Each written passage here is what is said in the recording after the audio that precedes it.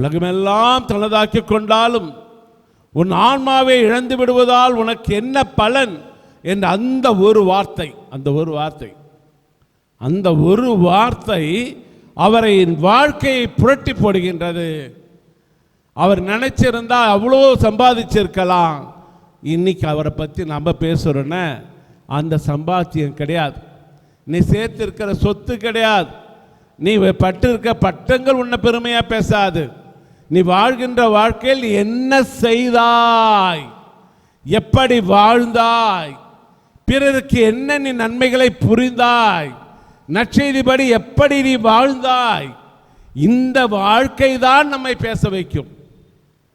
அதனால்தான் சவேரியார் இந்த வார்த்தை அவரை மிக மிக தூங்க முடியாமல் செய்தது.